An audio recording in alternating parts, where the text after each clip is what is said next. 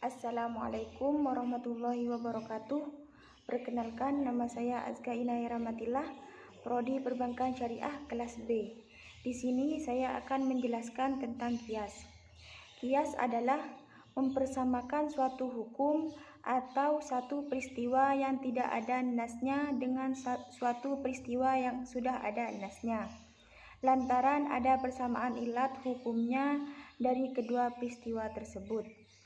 Kias sebagai sumber hukum. Hal ini dicontohkan dalam ayat yang mengharamkan khamr dalam surah Al-Maidah ayat 90. Dalam ayat tersebut, Al-Quran secara langsung terdapat ilat dalam peristiwa khamr tersebut adalah memabukkan. Dengan demikian, khamr itu hukum asalnya haram. Selanjutnya, pada masa setelahnya terdapat minuman brandy dan whisky. Kedua minuman itu dapat diambil hukumnya dengan berdasarkan kepada kias dengan ayat Al-Quran yang mengandung kasus khamr. Karena kedua minuman itu memiliki ilat yang sama, yaitu sama-sama memabukkan, maka brandy dan whisky mengandung hukum yang haram. Karena kedua kasus tersebut memiliki ilat yang sama yang memabukkan. Dengan demikian, kias tersebut menjadi sumber hukum bagi kasus yang sama. Lebih lanjutnya, arak putih dan tua sama-sama memabukkan. Karena sama-sama memabukkan, maka dapat menjadikan kias sebagai sumber hukum tersebut dapat ditetapkan kepada minuman arak putih dan tua, artinya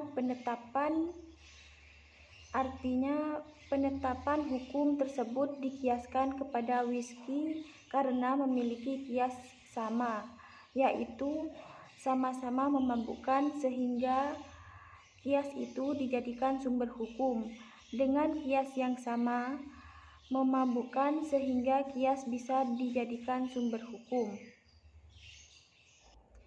Kias dalam pengertian di atas merupakan salah satu metode hukum Islam. Oleh karena itu, tidak mengherankan apabila sebagian ulama menjadikan kias sebagai sumber hukum keempat setelah Al-Quran, As-Sunnah, dan Al-Ijma'.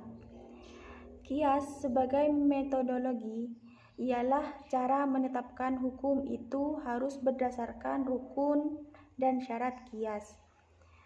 Kalau tidak ada, maka tidak bisa diambil hukumnya. Metodologi sama dengan turukul istinbat. Kias sebagai metode istinbat al-hukm pada hakikatnya adalah pencarian dan penetapan ilat. Dengan demikian, pembahasan ilat dalam kias ini menjadi sangat penting dalam rangka perwujudan ada atau tidaknya hukum. Al-hukm yadur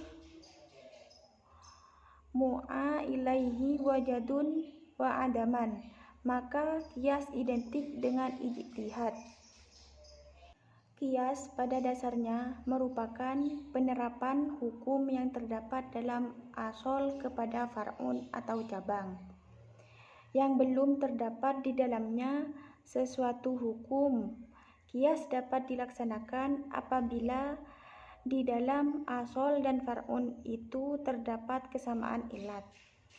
Para ulama usul fikih sepakat menyatakan bahwa proses menetapkan hukum melalui kias bukanlah berarti menetapkan hukum dari awal, melainkan hanya menyingkap dan menjelaskan hukumnya yang ada pada suatu kasus yang belum jelas hukumnya melalui pembahasan mendalam dan teliti terhadap ilat dari suatu kasus atau kejadian yang dihadapi.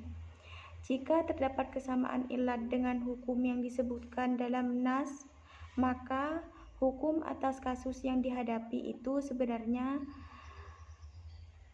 telah ditetapkan oleh nas.